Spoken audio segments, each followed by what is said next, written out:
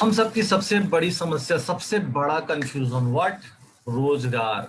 रोजगार मतलब जीविका उपार्जन का साधन। क्या करें, कैसे करें? नौकरी करें, कोई डिग्री ले लें, सीए बन जाए, चार्टर्ड अकाउंटेंट बन जाए, वकील साहब बन जाए, एजेंट बन जाए किसी कंपनी का, या बहुत तरह के और प्रोफेशन है। क्या करें?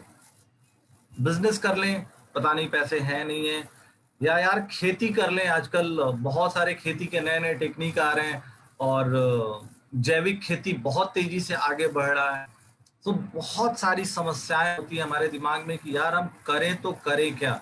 आप यहाँ देख रहे होंगे, बिंग है, ये यंग गर्ल है, ये भी कंफ्यूज है कि क्या करे, इसको अपना करियर स्टार्ट करना है। और यहाँ पे एक हमारे आपके जैसा बंदा है, उसका दिमाग इतना घूम चुका है कि वो उल्टा हो चुका है कि यार करे तो क्या करे। पापा कहते हैं नौकरी कर, दोस्त कहता है सीए बन जा, या कोई प्रोफेशनल प्रोफेशनल डिग्री ले ले, कोई दूसरा बिजनेसमैन दोस्त कहता है कि क्या नौकरी करेगा, बिजनेस कर ले, और दादाजी कहते हैं कि यार खेत इतने पड़े हैं, खेत खाली पड़े हैं, खेती कर ले, उससे बेहतर कहाँ है। तो समझ में नहीं आता दोस्त, जाए तो जाए कहाँ, कि भाई इस रोजगार का कौन सा साधन चुने। अब रोजगार रोजगार का हम साधन क्यों चुनते हैं? रोजगार का साधन हम चुनते हैं क्योंकि कहीं ना कहीं हम सभी के दिमाग में कुछ ना कुछ सपने होते हैं, ड्रीम्स होते हैं। आई एम श्योर आप लोगों के पास भी, आपके दिमाग में भी कुछ सपने होंगे, आपके दिलों में भी कुछ सपने होंगे, हैं या नहीं है? मैं चैट बॉक्स में जरूर लिखिएगा। आई होप आपके दिलों में भी कुछ सपने होंगे, आई एम श्योर। और अगर सपने नहीं है तो आप इस YouTube को, Facebook को बंद कर सकते हैं। रीजन बीइंग कि अगले 20 से 25 मिनट जो हम बातें करने वाले हैं वो सिर्फ और सिर्फ सपनों के बारे में बातें करने वाले हैं। एंड आई एम श्योर यहाँ जितने लोग हैं सबको, या जो लोग इसे फेसबुक पे देख रहे हैं, सबके दिमाग में, दिल में कुछ ना कुछ सपने होंगे। सो क्या हम उस सपनों को पूरा करना चाहते हैं? ऑब्वियस है, पूरा करना चाहते हैं, तभी हम रोजगार की बातें कर रहे हैं। साथ ही साथ उन सपनों में क्या हम वाकई में सिर्फ जीवन काटना चाहते हैं, या वेल्दी जीवन का वेल्दी लाइफ जीना चाहते हैं, यानी रिच बनना चाहते हैं, सुपर रिच बनना चाहते हैं। आई एम श्योर आप सारे लोग सुपर रिच बनना चाहते होंगे। साथ ही साथ क्या आप और हम फाइनेंशियल फ्रीडम चाहते हैं? फाइनेंशियल फ्रीडम बहुत बड़ा वर्ड है, लेकिन इसका मतलब क्या होता है कि हम जिंदगी में जो भी करना चाहें उसे करने के लिए हमें कभी भी अपने पैसे, जेब को देखने की जरूरत न पड़े। तो आई एम श्योर हम में से सारे लोग फाइनेंशियल फ्रीडम भी चाहते हैं, ठीक है। और do you want to stay happy? क्या हम सब खुश रहना चाहते हैं? ऑब्वियसली दोस्त, आज कोरोना के इस बड़े संकट में भी हम अपने आप को खुश रखना चाहते हैं। हम सारे लोग आज यहाँ मीटिंग पे, रोज 8 बजे हम लोग मीटिंग पे मिलते हैं, फेसबुक के द्वारा, यूट्यूब के द्वारा, जूम के द्वारा। इसलिए मिलते हैं ताकि हम लोग खुश रहें, अपने नॉलेज को बढ़ाते रहें और लाइफ में पॉजिटिविटी रखें, ठीक है। एंड पॉजिटिवली ऑल, हकीकत में ऊपर की जितनी चीजें हैं, मैं चाहता हूं और मुझे पूरा विश्वास है कि आप सभी चाहते होंगे कि आपके और हमारे लाइफ में ये चीजें आए। सो अगर ये चीज चाहिए तो क्या हम अपने जीवन को बदलने के लिए तैयार हैं? Are we ready to start a new opportunity? क्या हम तैयार हैं? आई एम श्योर आप लोग तैयार होंगे, और अगर आप तैयार हैं तो अपने मन में आंख बंद करके बोलिए कि हाँ हम तैयार हैं। क्योंकि मैं नहीं सुन रहा, मैं नहीं देख रहा दोस्त, बट ऊपर वाला जरूर सुन रहा है और ऊपर वाला जरूर देख रहा है कि आप तैयार हैं या नहीं है। तो अगर आपको पीछे लिखी सारी बातों को पूरा करना है, अपने जीवन में लाना है इन सारी चीजों को, तो अपने सपनों को पूरा करना है, तो आपको बोलना होगा हाँ मैं अपने सपनों को पूरा करने के लिए तैयार हूं। ऊपर वाले को संदेश देना बहुत इंपॉर्टेंट है। अब हम बात कर रहे थे सपनों का। तो दोस्तों सपने क्या होते हैं? जैसे एक बहुत बड़ा सपना होता है हमारा कि हमारा एक बहुत अच्छा सा घर, बड़ा सा घर दिख रहा है ना दोस्तों। अब दिमाग में कुछ लोग क्या आ रहा होगा कि सर कहाँ, इतना बड़ा घर तो हम बना ही नहीं सकते। दोस्तों ये घर किसी ना किसी इंसान ने बनाया है। ये ऐसे सिर्फ तस्वीर बनाई हुई नहीं है, पेंटिंग की हुई नहीं, ये फोटो खींचा हुआ घर है। तो किसी न किसी इंसान ने इस घर को बनाया है। अगर किसी ने भी बनाया है तो आप और हम भी इस घर को बना सकते हैं। फिर अगला सपना क्या होता है? हमारे पास एक लग्जरी गाड़ी होता है ना। मर्सिडीज सामने दिख रही है, आप में से कितने सारे लोग मर्सिडीज पे चढ़ना चाहते हैं? जरूर हाँ बोलिएगा। अगर आप चढ़ना चाहते हैं तो जरूर बोलिएगा हाँ। मैं बोल रहा हूँ हाँ, मैं नहीं सुन रहा आपकी बातों को, बट अगेन ऊपर वाला देख रहा है कि आपको क्या चाहिए। तो मर्सिडीज लेना चाहते हैं, फिर मन में आता है कि यार मर्सिडीज कैसे लेंगे, एक मर्सिडीज 40-50 लाख 60 लाख की गाड़ी लेने के लिए कम से कम 3-4 लाख की इनकम होनी चाहिए। हमारी इनकम तो 50,000 है, 60,000 है। कोई दिक्कत नहीं है दोस्त, इनकम बढ़ सकती है अगर हौसले हो तो। ठीक है, किसी ने तो मर्सिडीज खरीदी है ना, हमारे आपके जैसे लोगों ने मर्सिडीज खरीदी है। तो अगर ये लोग मर्सिडीज खरीद सकते हैं तो हम क्यों नहीं खरीद सकते। और हमारे क्या सपने होते हैं, हम फॉरेन ट्रिप करना चाहते हैं, हम चाहते हैं हमारे अकाउंट में बहुत अच्छा बैलेंस हो, वो ना हो मंथ एंड जाते जाते 56 रुपया 55 पैसा बचा हुआ है, वो ना हो। इनफैक्ट 56 रुपया 55 पैसा का जो डॉट है वो कम से कम 5-6 बिंदुओं के बाद वो डॉट हो, जीरो के बाद डॉट हो तो ज्यादा अच्छा। सब लोग चाहते हैं। बच्चों का एजुकेशन, हम अपना एजुकेशन तो जैसे भी किया हमारे, मैं कभी नहीं बोलता कि हमारे पेरेंट्स ने हमें कुछ गलत एजुकेशन दिया होगा, उन्होंने अपनी सोच के हिसाब से बेहतर दिया होगा। बट जो एजुकेशन हमें मिला, क्या अगर वो हम एजुकेशन अपने बच्चों को देते हैं तो हमारे बच्चे क्या सरवाइव कर पाएंगे आज के इस कॉम्पिटिटिव युग में। ठीक है, आई थिंक नहीं कर पाएंगे। सब लोग इस चीज को मानेंगे। तो हम क्या चाहते हैं कि हमारे बच्चे हमारे शहर के सबसे अच्छे स्कूलों में पढ़े, सबसे अच्छी शिक्षा लें और सबसे अच्छा बन के दिखाएं। और साथ ही साथ एक हेल्दी लाइफ भी हम चाहते हैं। हम चाहते हैं कि हम स्वस्थ रहें। कोरोना ने लोगों को दिखा दिया कि दोस्त पैसा रुपया सब चीज ठीक है, बट सबसे बड़ा जो दौलत है वो है हमारा सेहत। तो हम ये सब चीज करना चाहते हैं, बट करे तो क्या करे यार। हमारी जो इनकम है वो एक लिमिटेड है, हमारा जो इनकम सर्कल है वो बहुत छोटा है। बट एक्सपेंस सर्कल की अगर हम बात करें तो हमारे इनकम से काफी बड़ा हो जाता है। रेंट, कार की ईएमआई, घर घर की ईएमआई, बच्चों का एजुकेशन, डॉक्टर का खर्चा, मोबाइल का खर्चा, सेविंग्स, अदर एक्सपेंसेस। ये एक्सपेंसेस ऐसे हैं जो हमें कहीं ना कहीं हमारे सपनों को पूरा करने से रोकते हैं। और हमें ये दिमाग लगाते हैं कि भाई दिमाग मत लगा, पहले इन खर्चों को पूरा कर ले, उसके बाद सपने देखना। और कहीं ना कहीं हम कॉम्प्रोमाइजिंग के कंडीशन में चलते चले जाते हैं और हम अपने लाइफ से कॉम्प्रोमाइज करना स्टार्ट कर देते हैं। ठीक है, सो क्या वाकई में हम लोग अपने सपनों को पूरा कर सकते हैं या नहीं कर सकते हैं। दोस्तों, जो लोग मुझे जानते हैं उन्हें पता है कि मैंने 15 साल ऑल्टो चलाया, इनफैक्ट 13.5 साल मैंने ऑल्टो चलाया है। मेरी इनकम 1.5 लाख रुपए भी थी जब मैंने जॉब छोड़ के बिजनेस अपना स्टार्ट किया था। तब भी मेरी हिम्मत नहीं हुई कि मैं अपने ऑल्टो को चेंज करके ईएमआई ले सकूं। बट अभी एक ऐसी इंडस्ट्री में मैं आया जहां आने के 1 साल के अंदर मैंने अपनी सपनों की कार, इनफैक्ट सपनों की कार तो नहीं बोल सकते, बट हाँ एसयूवी मुझे चाहिए थी और मैंने एक मिनी एसयूवी खरीदी।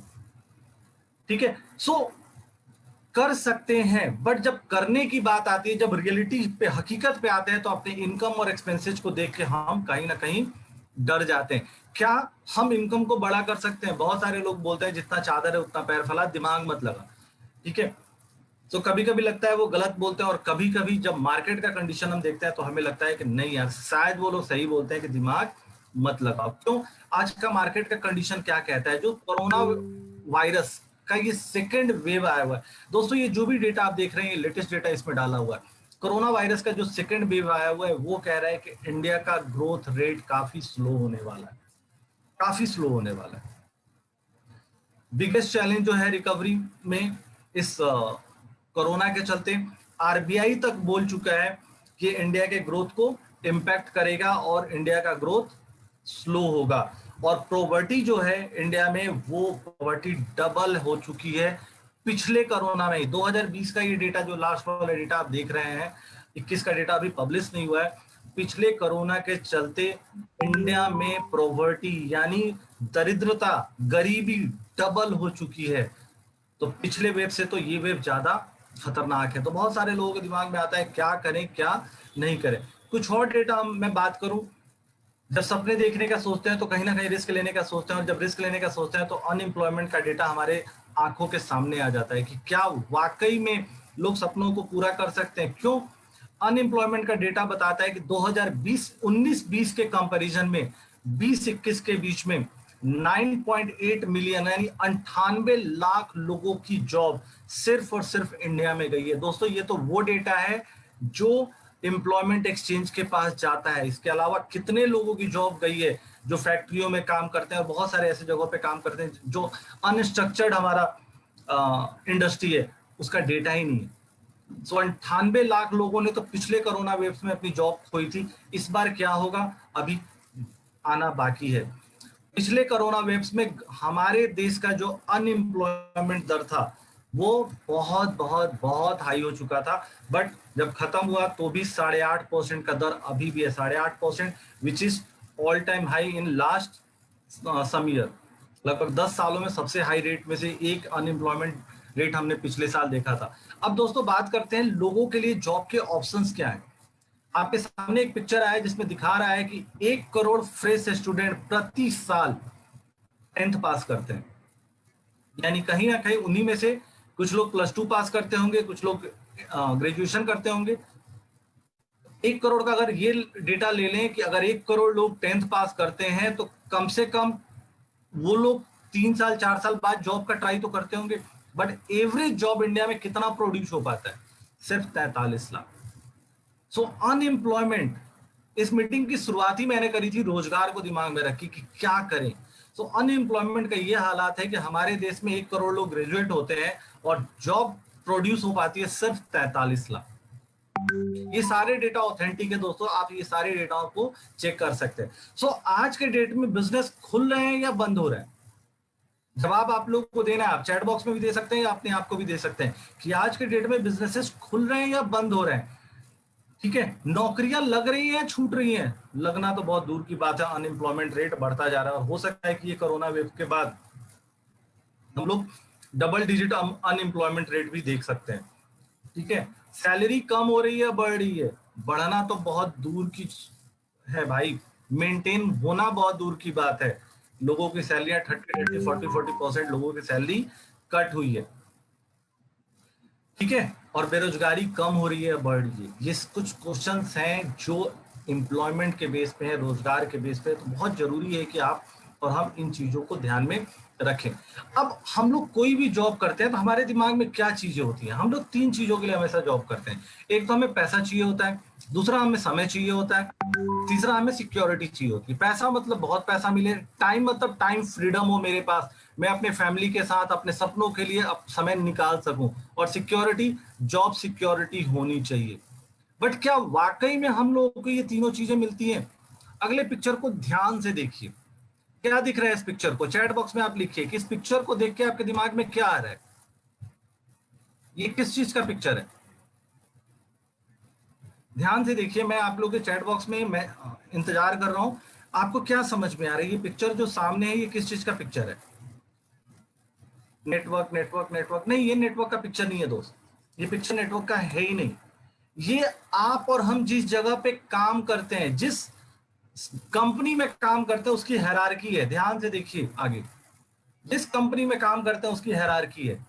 सबसे ऊपर ओनर, उसके नीचे बिजनेस हेड, उसके नीचे वीपी, एजीएम, डीजीएम, उसके नीचे सीनियर वर्कर, और उसके सबसे नीचे एग्जीक्यूटिव, जिसे मैंने लिखा है वर्कर। यही हायरार्की होती है ना? यस या नो लिखिए, हर चीज को नेटवर्क मार्केटिंग से जोड़ने की जरूरत नहीं है, यही हायरार्की होती है ना। दुनिया में कोई भी काम, कंपनी टीम, वेरी गुड, आपने बिल्कुल सही लिखा है सर, ये कंपनी टीम है। आप कहीं भी काम करते हैं इसी तरीके से हम लोग काम करते हैं। हम जहां भी जॉब कर रहे हैं हमारी हायरार्की है। हम या तो वर्कर के रूप में हो सकते हैं, या सीनियर वर्कर हो सकते हैं, या वीपी हो सकते हैं, या बिजनेस हेड हो सकते हैं। बट एक चीज तो ऑब्वियस है जो हम नहीं है, और वो है हम ओनर नहीं है। एक चीज तो क्लियर है कि हम ओनर नहीं है, बाकी हम जो भी हैं वो हैं, बट हम ओनर नहीं है। अभिषेक भाई कॉल करता हूं। ठीक है, सो अब जो इतने सारे लोग हैं, वर्कर हैं, सीनियर वर्कर हैं, वीपी हैं, बिजनेस हेड हैं, ये लोग इन 3 पैरामीटर पे, जो पैरामीटर हमने यहाँ पे लिखा है, मनी, टाइम एंड सिक्योरिटी, इन तीनों पैरामीटर पे क्या ये खरे उतरते हैं? क्या इनको ये तीनों फैसिलिटी मिलती है? सबसे नीचे देखते हैं दोस्तों, लोअर मैनेजमेंट, मोस्टली जहां पे हम और आप हैं। लोअर मैनेजमेंट, क्या हमारे पास मनचाहा पैसा है? आंसर इज नो, हमारे पास मनचाहा पैसा नहीं है। क्या हमारे पास जॉब सिक्योरिटी है? आंसर इज बहुत बड़ा वाला नो, छोटा वाला नहीं, बिग नो, हमारे पास जॉब सिक्योरिटी नहीं है। आंसर इज, क्या हमारे पास समय है? हाँ, अगर जॉब चली जाए तो समय है, और जॉब नहीं जाए तो फिर वो समय भी हमारे पास नहीं है। बट फिर भी इतना है कि हम बुखार का बहाना या कुछ बहाना करके हम 2-4-5 दिन घर पे रह सकते हैं। तो कहीं ना कहीं सबसे लोअर लेवल पे जो लोग हैं, जो हमारे आपके जैसे बहुत सारे लोग होंगे लोअर मैनेजमेंट में, उनके पास पैसा तो नहीं है, सिक्योरिटी भी नहीं है जॉब की, बट हाँ थोड़ा बहुत समय वो अपने लिए शायद निकाल सकते हैं अपने बॉस के ऊपर अपने काम को डाल के। बट उसके एक लेवल ऊपर चलते हैं मिडिल मैनेजमेंट। दोस्तों इसी मैनेजमेंट में आके मैंने अपना जॉब छोड़ा था, मिडिल मैनेजमेंट। तो इसका दर्द मेरे से बेहतर बहुत कम लोग होंगे जो यहाँ पे समझ सकते हैं। क्यों? पैसा नहीं है। मेरी इनकम 15 साल बाद भी 90,000 से नीचे थी। टाइम मतलब ही नहीं है कि टाइम हो, कोई टाइम नहीं होता। जहां आप एक लेवल ऊपर आ जाते हैं आपके पास टाइम नहीं होता। कभी भी कॉल आ सकता है, कभी भी आपको रिस्पॉन्ड करना पड़ेगा। रात को 11-11 बजे तक मैंने रिस्पॉन्ड किया है ईमेल्स का। और जॉब सिक्योरिटी बिल्कुल नहीं। क्यों? जैसे सैलरी बढ़ती है कॉर्पोरेट में, थोड़ी सी सैलरी बढ़ती है तो ऊपर वालों को दिखने लगता है कि इसी सैलरी में हम 2 लोगों को रख सकते हैं, तो अगर काम करता है तो ठीक है, नहीं तो रिप्लेस कर दो। सो मिडिल लेवल मैनेजमेंट में ये तीनों चीजें नहीं। अब बात करते हैं अपर मैनेजमेंट की। अपर मैनेजमेंट पैसा है, हाँ जी, अपर मैनेजमेंट की सैलरी अच्छी खासी होती है, 2 लाख 2.5 लाख 3 लाख रुपए सैलरी होती है, ठीक है। बट क्या समय है उनके पास? अपने परिवार के लिए तो छोड़ दीजिए दोस्तों, अपने लिए उनके पास समय नहीं होता। सिक्योरिटी है जॉब की?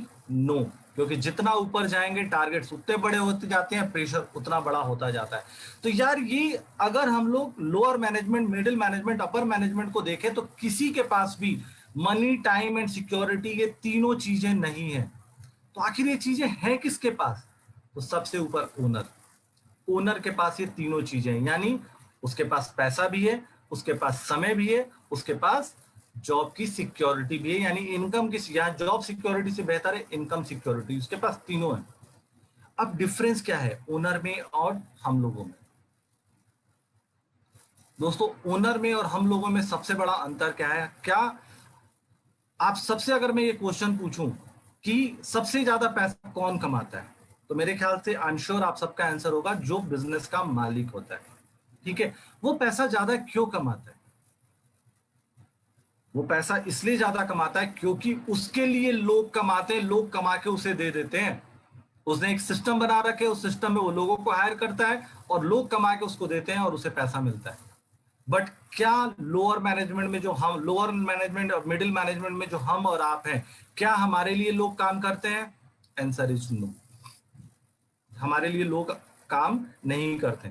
अपर मैनेजमेंट की हम बात करें तो कुछ हद तक उनके पास लोग होते हैं, मैन फोर्स होता है जिसके चलते चूंकि उनके लिए लोग काम करते हैं इसलिए उनके पास कुछ पैसे ज्यादा होते हैं, बट टाइम और सिक्योरिटी नहीं होती, क्योंकि वो जो लोग काम करते हैं वो उनके लिए नहीं काम करते, वो काम करते हैं ओनर के लिए। और अगर ओनर की हम बात करें तो ओनर के पास तीनों चीजें हैं। क्यों है? क्योंकि उसके लिए लोग काम करता है, नेटवर्क काम करते हैं। और अब मैं आप लोगों को वो तरीका बताने जा रहा हूं, वो गूढ़ रहस्य बताने जा रहा हूं जिससे आप और हम अमीर बन सकते हैं। जिसको अपना के आज टाटा टाटा बन गए, जिसको अपना के बिरला बिरला बन गए, जिसको अपना के मार्क जुकरवर्ग बन गया। अब मैं आपको वो तरीका बताने जा रहा हूं कि कहां से हम, कैसे हम अमीर बन सकते हैं, ठीक है। सो उस तरीके को बताने से पहले एक क्वेश्चन है दोस्तों। क्वेश्चन क्या है? अगर आपसे पूछा जाए कि जॉब अच्छा है या बिजनेस अच्छा है, तो मेरे ख्याल से आई एम श्योर आप सारे लोग बोलोगे कि बिजनेस अच्छा है। मैंने अपने कई दोस्तों से ये बात पूछा है कि जॉब करना पसंद करोगे या बिजनेस करना पसंद करोगे, कहाँ कौन आदमी ज्यादा अमीर होता है? 95% लोगों का कहना है कि बिजनेस करने वाले ज्यादा अमीर होते हैं। और जब उनसे अगला क्वेश्चन पूछ लो, भाई आप क्या करते हो, जॉब करते हो या बिजनेस करते हो, तो उनका आंसर, सर नीचे झुक जाता है और धीरे से कहते हैं भाई मैं तो नौकरी करता हूँ। तो अगला उनसे पूछा जाए आप बिजनेस क्यों नहीं करते हो? सो मोस्टली हमने एक चीज देखा है कि जो लोग बिजनेस नहीं करते वो 4 कारणों से बिजनेस नहीं करते। कारण नंबर 1, उनके पास पैसा नहीं। कारण नंबर 2, वो रिस्क लेने के लिए तैयार नहीं है, रिस्क लेने की कैपेसिटी में नहीं है। कारण नंबर 3, उनके पास नॉलेज नहीं है। और कारण नंबर 4, टाइम नहीं है। अब हम में से कुछ लोग ऐसे होते हैं जो जॉब करने के साथ साथ कुछ पैसा कहीं इन्वेस्ट कर देते हैं, किसी बिजनेस में इन्वेस्ट कर देते हैं, और उसके चलते हमारा ज्यादा ध्यान उस बिजनेस की तरफ जाने लगता है। क्योंकि ऑब्वियसली अगर हम ध्यान नहीं देंगे तो बिजनेस ठप हो जाएगा, तो हमारा पैसा डूब जाएगा। तो चूंकि टाइम नहीं होता तो ना हम इधर के हो पाते हैं ना हम उधर के हो पाते हैं। सो करना क्या चाहिए हमें? सो करना हमें ये चाहिए दोस्तों कि अब जो चीजें मैं आपको बताने जा रहा हूं, हो सकता है कि आपने कैसे अमीर बन सकते हैं, कैसे हम अपने अपने लिए लोगों को काम करा सकते हैं। मैं आपको एक ऐसा टूल देने जा रहा हूं, एक ऐसा अपॉर्चुनिटी देने जा रहा हूं जिसके बारे में हो सकता है आपने पहले से सुना हो। बड़ी बात नहीं है कि आपने पहले से नहीं सुना हो, बट बड़ी बात क्या है, बड़ी बात यह है कि आपने किसके मुंह से वो बात सुनी है। जी हाँ दोस्तों, आइए देखते हैं कि वो कौन सी अपॉर्चुनिटी है जिसमें हम बिना पैसा लगाए, बिना रिस्क लिए, बिना बहुत ज्यादा नॉलेज के और बिना बहुत ज्यादा समय लगाए हम अपने आप को अमीर बना सकते हैं। तो दोस्तों, वो इकलौता जो चीज है वो है नेटवर्क मार्केटिंग। नेटवर्क मार्केटिंग आपको अपॉर्चुनिटी प्रोवाइड करता है जहां पे आप बिना पैसा लगाए आप काम कर सकते हो। अगर आपके पास पैसा नहीं है, आपके सपने बड़े हैं, तो आप नेटवर्क मार्केटिंग के थ्रू अपने सपने को पूरा कर सकते हो। दूसरा दूसरा पॉइंट था रिस्क। जब आपने पैसा ही नहीं लगाया तो आपका पैसा डूबने का कोई रिस्क नहीं रहता, आप बिना रिस्क के नेटवर्क मार्केटिंग में आप सफल हो सकते हो। तीसरा, नॉलेज आपके पास आज के डेट में नेटवर्क मार्केटिंग की अगर नहीं है तो आप मान के चलिए आप दुनिया के सबसे लकी इंसान हैं। क्योंकि अगर आपके पास नेटवर्क मार्केटिंग का थोड़ा मोड़ा भी नॉलेज है तो आपने अपने हिसाब से चीजों को करना शुरू कर देंगे, विच इज रॉन्ग।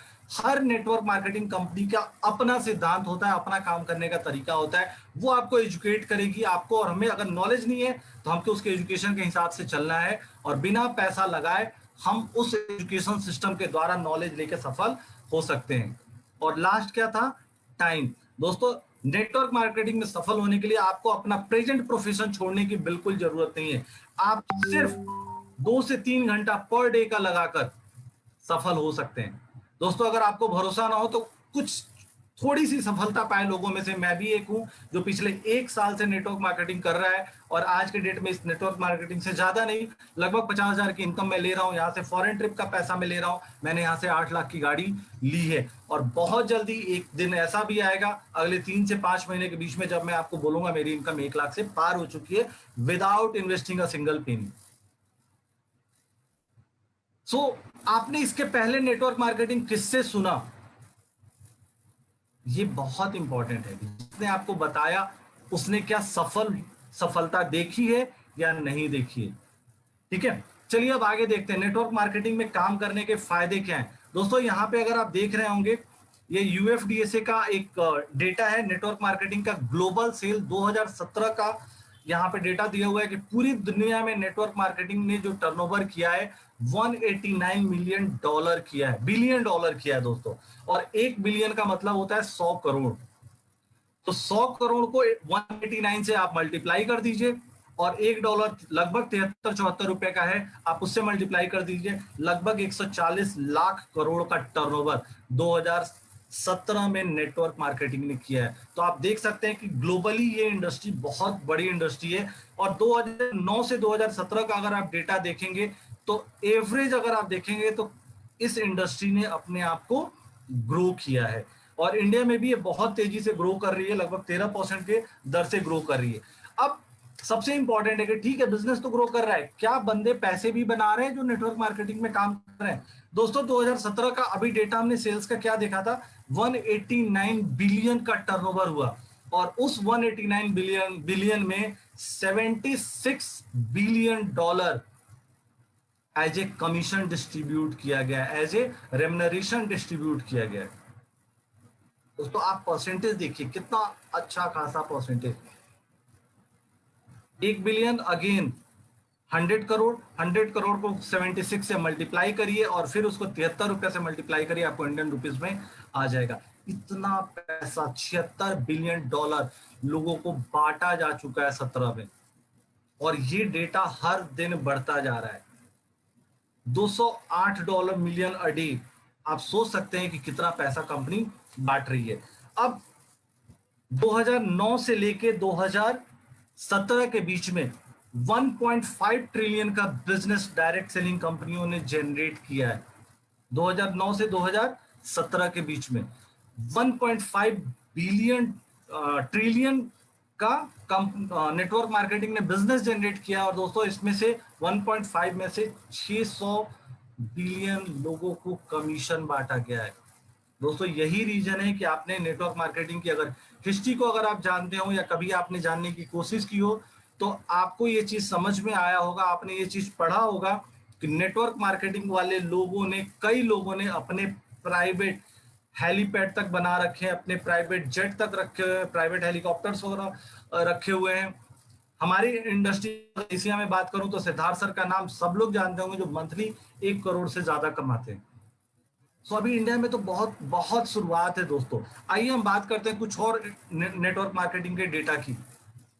यहाँ पे 2017 का नेटवर्क मार्केटिंग का टर्नओवर अलग अलग देशों का लिखा हुआ है, जिसमें सबसे ऊपर आप देख रहे होंगे यूएसए का लिखा हुआ है। 34.9 बिलियन डॉलर का टर्नओवर यूएसए ने किया है। दोस्तों मैं बाकी बाकी आप लोग स्क्रीनशॉट ले सकते हैं, मैं बात करता हूँ इंडिया का। यूएसए में ने तो 34.9 बिलियन का टर्नओवर किया है। इंडिया का टर्नओवर कितना रहा है? सिर्फ 1.51 बिलियन डॉलर का टर्नओवर इंडिया का रहा है।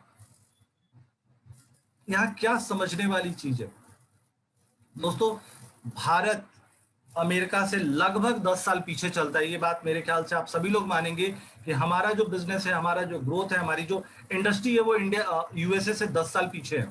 तो अगर 2007 में यूएसए ने, मेरी बात को बहुत ध्यान से सुनिएगा, अगर 2007 में यूएसए में 34.9 यानी लगभग 35 बिलियन डॉलर का टर्नओवर हुआ है, तो 2007 में यूएसए में हुआ है तो 2027 में इंडिया में होगा। और इंडिया में अभी टर्नओवर कितना था 2017 में? 1.5।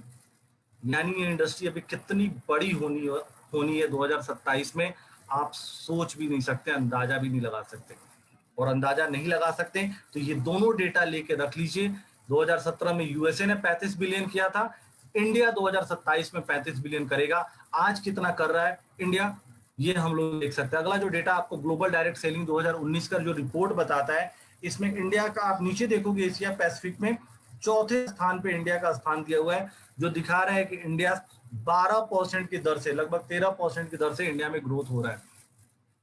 तो ये इंडस्ट्री जो है इंडिया में डबल डिजिट फिगर में ग्रो कर रही है, जो किसी भी इंडस्ट्री का बहुत ही हेल्दी ग्रोथ माना जाता है। तो 13% की दर से इंडिया में ये ग्रो कर रही है।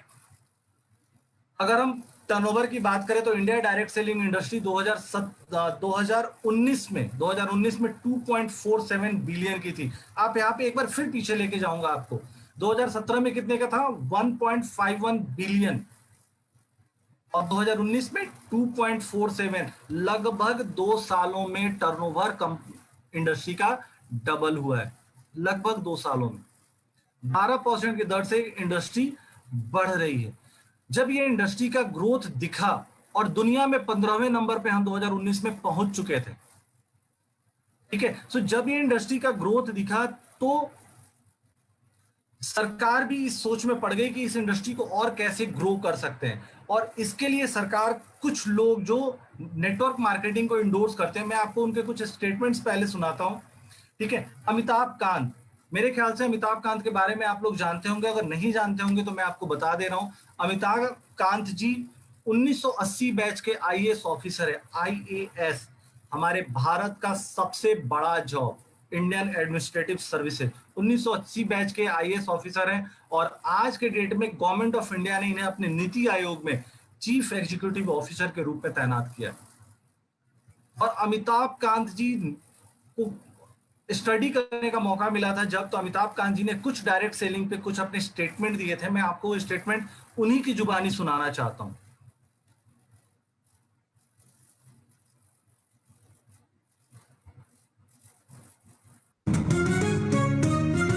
आवाज आ रही होगी तो चैट बॉक्स में लिख दीजिएगा। Industry adds hugely to economic activity. It is a major driver of India's growth, and that it provides the economic impetus to any more than anything else. And the key challenge for India is really about growth with jobs. So if you are not able to create jobs, then we'll be in deep problems. And therefore, jobs are very, very critical.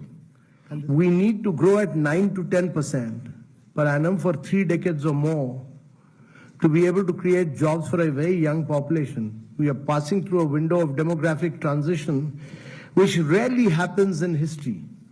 Our population is very young.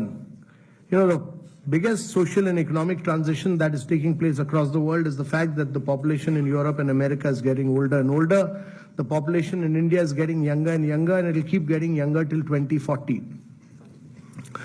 And the population in India is getting younger and younger, and it will keep getting younger till 2040. And therefore, if you have to reap this advantage, it can be a huge nightmare as well if you are not able to create jobs. So if you have to create jobs, there are only two ways. One is to push manufacturing in a very big way, and the other is to push direct selling.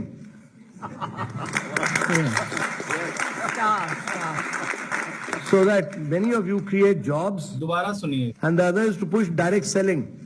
You have to create jobs, there are only two ways. One is to push manufacturing in a very big way, and the other is to push direct selling.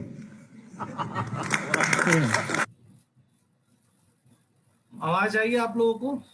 एक बार chat box में लिख दीजिए कि कुलदीप जी ने लिखा था कि no sound, video का साउंड आया था आप लोगों को? Yes yes yes yes, Kuldeep ji अपना नेटवर्क चेक कर लीजिए. देखिए यहाँ पे नीति आयोग के जो चीफ एग्जीक्यूटिव ऑफिसर हैं Amitabh Kant, IAS officer 1980 batch के, उन्होंने साफ बोला है कि अगर इंडिया का जो पॉपुलेशन है वो 2040 तक यंग होता रहेगा, यानी इंडिया का पॉपुलेशन, सबको पता है कि दुनिया में सबसे यंगेस्ट पॉपुलेशन इंडिया के पास है, ठीक है, और यंगेस्ट पॉपुलेशन है तो उसको जॉब चाहिए. हर साल 1 करोड़ बच्चे 10th कर रहे हैं दोस्तों, जॉब चाहिए. और अगर जॉब देना है तो नीति आयोग जो भारत सरकार की संस्था है वो क्या कह रही है, सिर्फ 2 तरीका है जॉब देने का. या तो आप मैन्युफैक्चरिंग को बढ़ावा दीजिए, या तो आप नेटवर्क मार्केटिंग के द्वारा ही जॉब क्रिएट कर सकते हैं, और तीसरा कोई ऑप्शन ही नहीं है. सोचो दोस्तों, अगर ऐसा नहीं होता तो क्या गवर्नमेंट कभी भी इस इंडस्ट्री पे फोकस करती? आज 2016 में गवर्नमेंट ने इस इंडस्ट्री को लेकर रेगुलेशन भी ला दिया है. चलिए आगे चलते हैं. मेरे ख्याल से यहां तक आपको ये क्लियर हो गया जॉब की जरूरत क्यों है.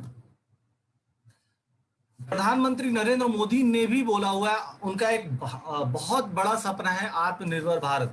डायरेक्ट सेलिंग में भी dark horse to reboot economy. Narendra Modi ji भी ये बात बोल चुके हैं, ये फाइनेंशियल एक्सप्रेस में भी, इनफैक्ट सारे न्यूज़पेपर में आया था कि डायरेक्ट सेलिंग ही एक ऐसा चीज है जो जॉब्स को बढ़ा सकता है. दोस्तों गवर्नमेंट के पास इतना पैसा नहीं है कि वो इंडस्ट्री लगा दे. इनफैक्ट गवर्नमेंट अपना बर्डन कम करने के लिए इंडस्ट्रीज को डिसइन्वेस्ट कर रही है, बेच रही है, और मेरे ख्याल से सबको ये चीज पता है. तो बचा क्या ऑप्शन? मैन्युफैक्चरिंग गवर्नमेंट कर नहीं सकती, वो प्राइवेट लोगों के भरोसे है. तो सिर्फ एक ऑप्शन बचता है कि गवर्नमेंट नेटवर्क मार्केटिंग को बढ़ावा दे. यही रीजन है कि गवर्नमेंट नेटवर्क मार्केटिंग को बढ़ावा दे रही है. और दे भी क्यों ना, आगे मैं आपको कुछ और तथ्य दिखाता हूं. नेटवर्क मार्केटिंग के बारे में बहुत सारे लोगों के दिमाग में बहुत सारे कंफ्यूजन होते हैं, बहुत सारे कंफ्यूजन. मेरे ख्याल से स्क्रीन पे जो आदमी आ रहा है उसको सब लोग जानते हैं, विवेक बिंद्रा, उसको सब लोग जानते हैं.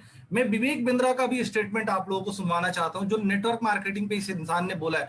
आप सभी को पता है बड़ा business.com इनका एक वेंचर है जो आज के डेट में इंडिया यानी वर्ल्ड में बहुत नाम कमा रहे हैं, और ये बहुत बड़े मोटिवेशनल ट्रेनर हैं और फैक्ट पे बात करते हैं. ये कभी भी इनकी कोई भी ट्रेनिंग आप देख लो, इनके यूट्यूब चैनल पे आप चले जाओ, फालतू बातें कभी नहीं करते. तो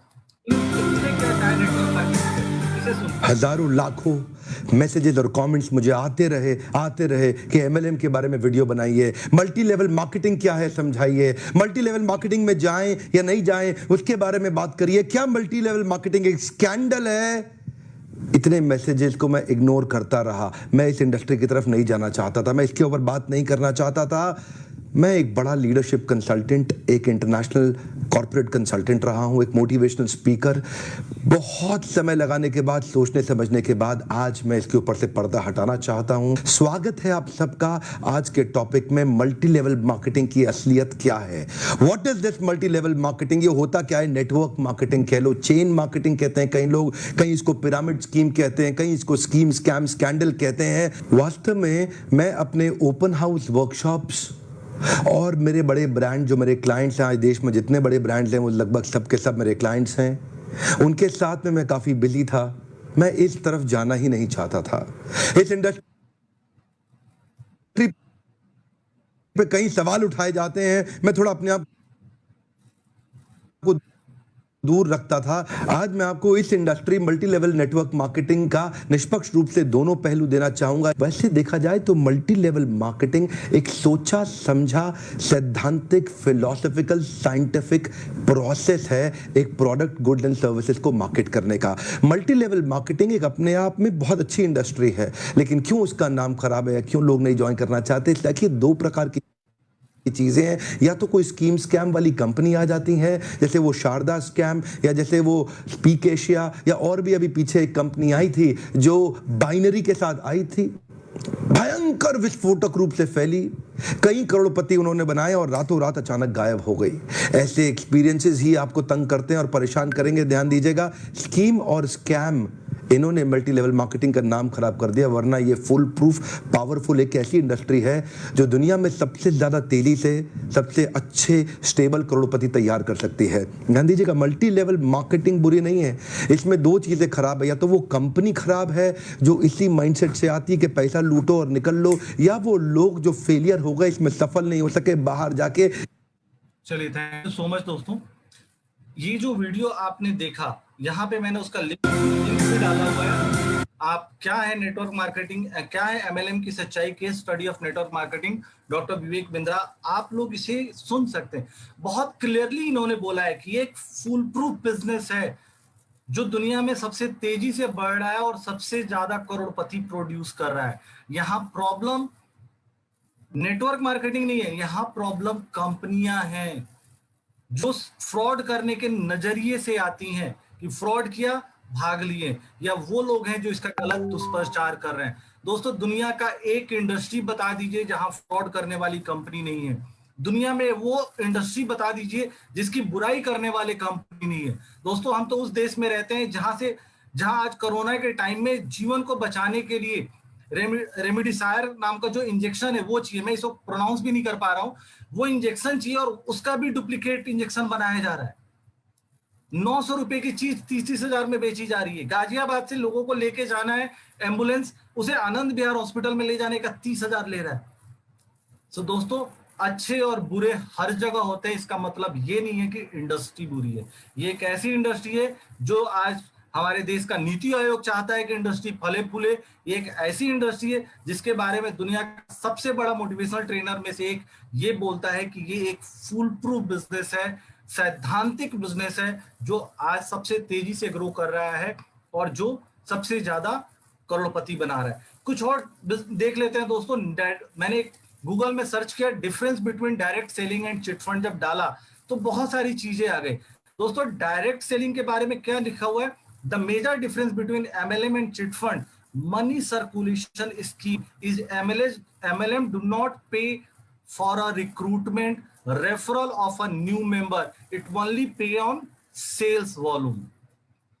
डायरेक्ट सेलिंग कंपनियां रिक्रूटमेंट पे पैसा नहीं देती, किसी को जोड़ देने से पैसा नहीं देती, वो सेल्स पे पैसा देती हैं। जबकि चिटफंड कंपनियां रिक्रूटमेंट और पता नहीं किन किन चीजों पे पैसा देती हैं। तो डायरेक्ट सेलिंग कंपनियां फ्रॉड कंपनियां नहीं है। यही रीजन है कि आज भारत में लगभग 450 से ज्यादा डायरेक्ट सेलिंग कंपनियां रजिस्टर्ड है। आप गूगल पे जाके सारा डेटा देख सकते हैं, कंपनियों का लिस्ट देख सकते हैं, उसमें आपको पता चल जाएगा कौन सा फेक है कौन सा फेक नहीं है। जो कंपनी बिजनेस पे पैसा देती है वो कभी भी फेक नहीं हो सकती और कभी भी भाग नहीं सकती।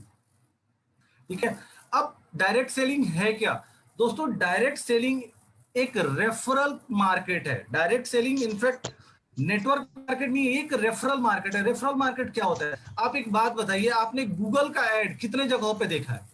आपने फेसबुक का ऐड कितने जगहों पे देखा है? व्हाट्सएप का ऐड कितने जगहों पे देखा है? दोस्तों, गूगल, फेसबुक, व्हाट्सएप अपना प्रचार नहीं करते। इसका प्रचार हम और आप उसके सर्विसेज को यूज करने के साथ करते हैं।